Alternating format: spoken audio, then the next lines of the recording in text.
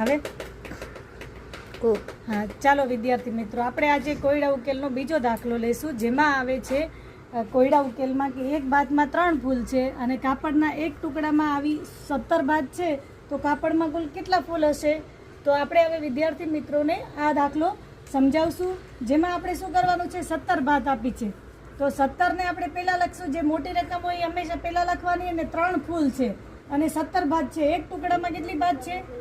17 ભાત છે અને 3 ફૂલ છે, તો આપણે 3ની સાથે એનો ગુણાકાર કરશું. અને તમને મેં પહેલાં કહી દીધું છે કે માં કે ના આવતું હોય ને તો એની અંદર ગુણાકાર આવશે. તો આપણે ગુણાકારમાં 3 સત્તા 21નો એકડો વધી પડી 2, 3 એકા 3 ને 2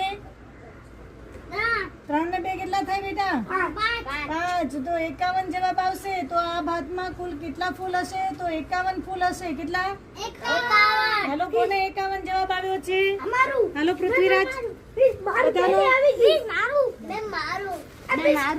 તો બધા વિદ્યાર્થીઓને આપણે જવાબ જોશું. જો આ છે કૌશિકે આપ્યો છે આ જવાબ, એનો સરસ આવી ગયો છે, વેરી ગુડ. પછી આ છે નિવ્યાનનો પણ જવાબ આવી ગયો છે, વેરી ગુડ. ચલો, આ છે બ્રિંજુબેનના અક્ષર થોડાક સારા નથી થતા, પણ એને જવાબ કરી દીધો છે, વેરી ગુડ. આવે છે પૃથ્વીરાજે પણ જવાબ સાચો લખી દીધો છે, વેરી ગુડ. ચલો, તમારો હા બરાબર છે. સાહિલે પણ જવાબ સાચો આપી દીધો છે. અને આ છે